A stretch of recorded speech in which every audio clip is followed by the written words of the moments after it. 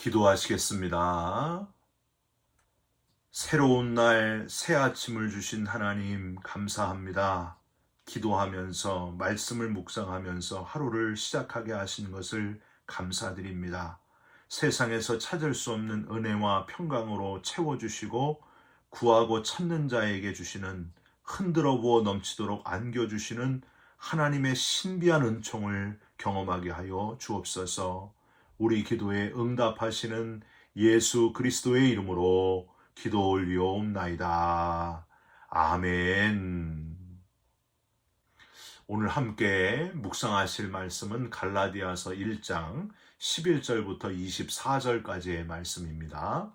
형제들아, 내가 너희에게 알게 하노니 내가 전한 복음은 사람의 뜻을 따라 된 것이 아니니라. 이는 내가 사람에게서 받은 것도 아니요 배운 것도 아니요 오직 예수 그리스도의 계시로 말미암은 것이라. 내가 이전에 유대교에 있을 때에 행한 일을 너희가 들었거니와 하나님의 교회를 심히 박해하여 멸하고 내가 내 동족 중 여러 연갑자보다 유대교를 지나치게 믿어 내 조상의 전통에 대하여 더욱 열심히 있었으나 그러나 내 어머니의 태로부터 나를 택정하시고 그의 은혜로 나를 부르시니가 그의 아들을 이방에 전하기 위하여 그를 내 속에 나타내시기를 기뻐하셨을 때에 내가 곧 혈육과 의논하지 아니하고 또 나보다 먼저 사도된 자들을 만나려고 예루살렘으로 가지 아니하고 아라비아로 갔다가 다시 다메섹으로 돌아갔노라. 그 후 3년 만에 내가 게바를 방문하려고 예루살렘에 올라가서 그와 함께 15일을 머무는 동안 주의 형제 야고보 외에 다른 사도들을 보지 못하였노라. 보라, 내가 너희에게 쓰는 것은 하나님 앞에서 거짓말이 아니로다. 그 후에 내가 수리아와 길리기아 지방에 이르렀으나 그리스도 안에 있는 유대의 교회들이 나를 얼굴로는 알지 못하고 다만 우리를 박해하던 자가 전에 멸하려던 그 믿음을 지금 전한다 함을 듣고 나로 말미암아 하나님께 영광을 돌리니라. 아멘.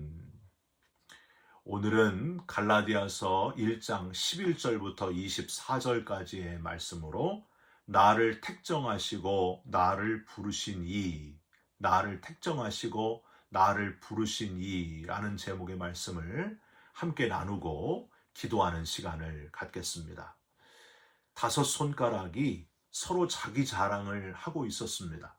첫째 손가락이 자기를 뽐내면서 이야기합니다. 너희들 엄지척에 대해서 알고 있니?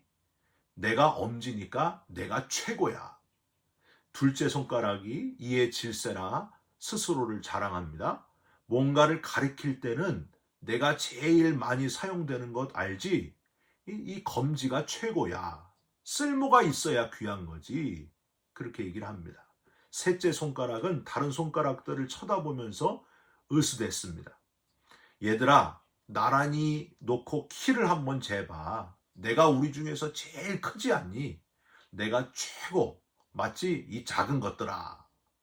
넷째 손가락은 잘난 체 하면서 이렇게 말했습니다. 약혼이나 결혼 같은 귀중한 사랑을 서약할 때 반지 어느 손가락에 끼니?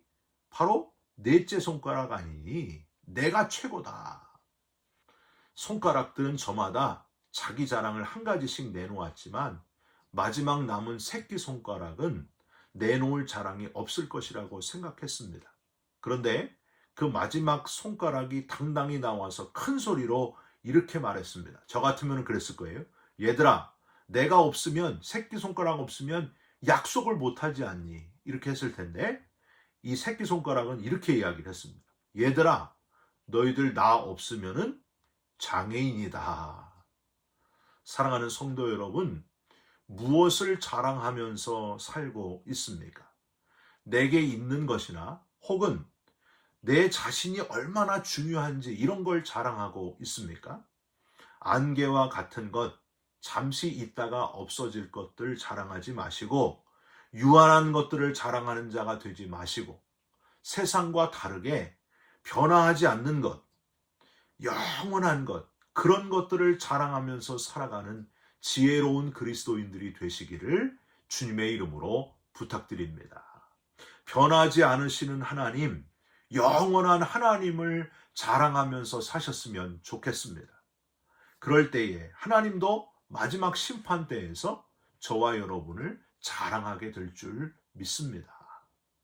오늘 본문은요, 어제에 이어서 거짓 교사들, 적대자들이 갈라디아 지역 성도들을 혼란하게 했던 때에 바울이 주님의 12제자가 아니라고 바울의 사도적 권위를 의심하는 문제를 제기하는 이들이 있었기 때문에, 사도들에게만 신적인 권위가 있었기 때문에 비록 바울이 주님의 12제자가 아니었지만은 자신은 주님이 직접 사도권을 주셨다, 이걸 보호하기 위해서 쓴 본문이 바로 오늘 부분입니다. 특별한 거는 여러분, 보통 사람이 뭔가 자신의 권위를 드러내고자 할 때 어떻게 합니까? 단점은 최대한 가리고 잘 얘기 안 하고 장점은 부풀려서 더 크게 그렇게 이야기하지 않습니까? 바울은 그렇지 않았습니다.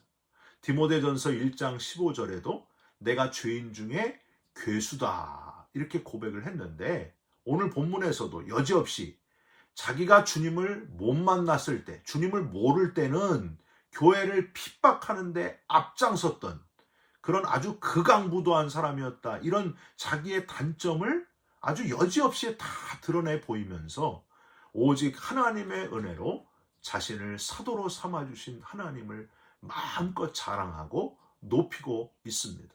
13절과 14절을 한번 보세요. 내가 이전에 유대교에 있을 때 행한 일을 너희가 들었거니와 하나님의 교회를 심히 박해하여 멸하고 내가 내 동족 중 여러 연갑자보다 유대교를 지나치게 믿어 내 조상의 전통에 대하여 더욱 열심히 있었으나, 조금 핍박한 일이 있으나 하지 않고 심히 박해하며 멸하고 유대교를 지나치게 믿었다, 이렇게 아주 적나라하게 다 고백하고 있습니다. 왜 이렇게 자기의 옛날 모습, 단점이라고도 할 수 있는 옛날 모습을 걸러내지 않고 다 표현하고 있을까요? 여러분, 지금 바울이 얻고자 하는 권위는 사람들끼리 자기 자랑하는, 자기 소유 자랑하는 그런 권위가 아니었기 때문입니다. 더 중요한 권위, 영적인 권위, 영원한 권위를 지금 드러내기 위함이었습니다. 사랑하는 성도 여러분, 첫 번째, 저와 여러분도 믿음의 공동체 안에서 내가 과거 예수 믿지 않았을 때의 흑역사를 드러내는데 두려움이 없으셨으면 좋겠습니다. 믿음의 공동체는 사람의 인생을 변화시키는 공동체입니다. 내 인생을 바꿔주신 하나님을 더 열심히 전하시길 바랍니다. 옛날 내 모습은 이게 아니었다 하고 지금의 내 모습, 변화된 모습을 열심히 전하게 될 때에 얼마나 많은 영혼들이 도전을 받고 하나님의 살아계심을 느끼겠습니까? 여러분, 그러니까 두려워하지 말라는 거예요.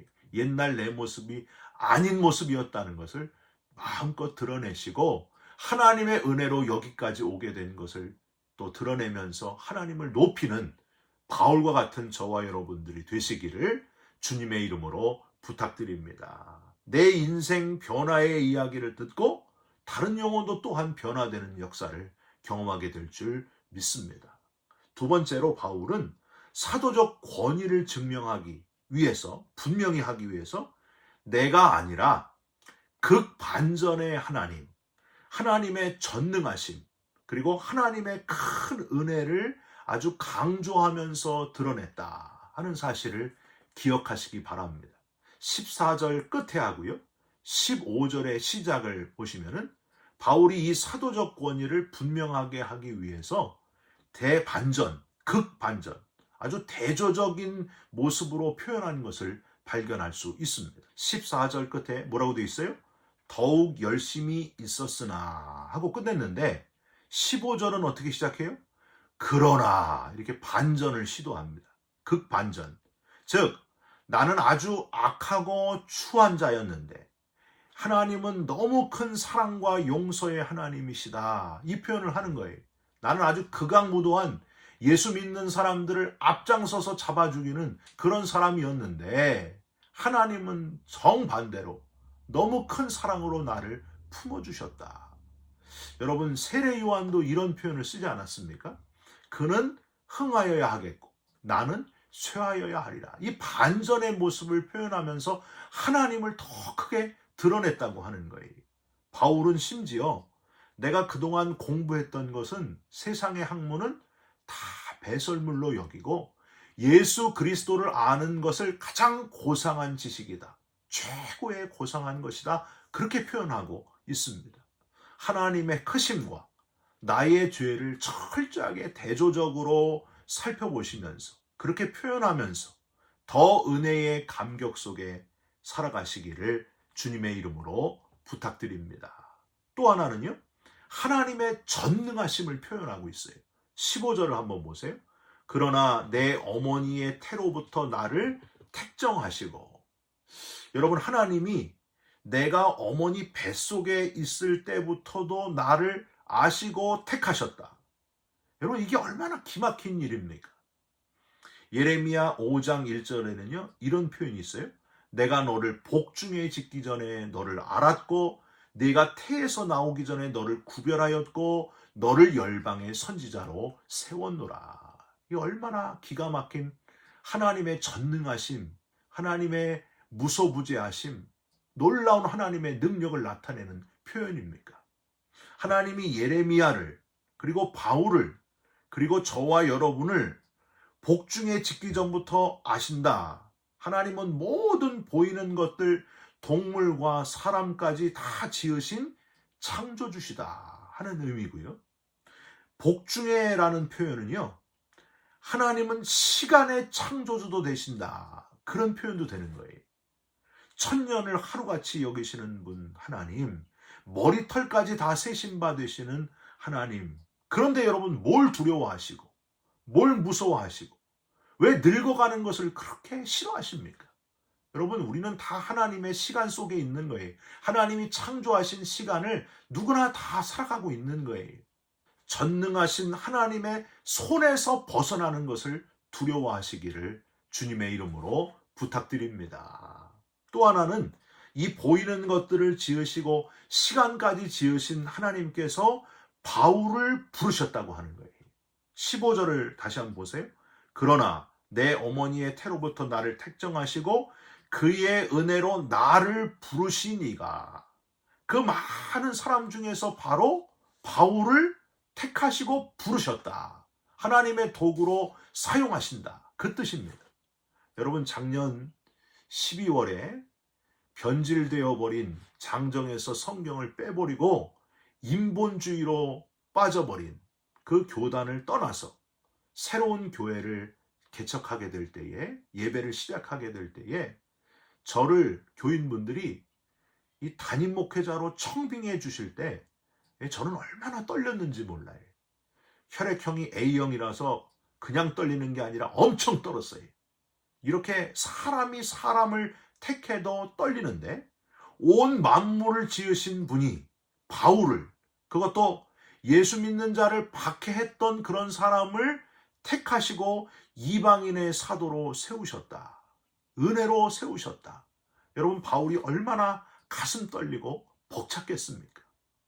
그래서 지금 이 고백을 하고 있는 거예요. 나를 택하신 분은 사람이 아니라 살아계신 분이시고 온 인류 역사를 주관하시는 창조주 하나님이시다. 16절을 한번 보세요.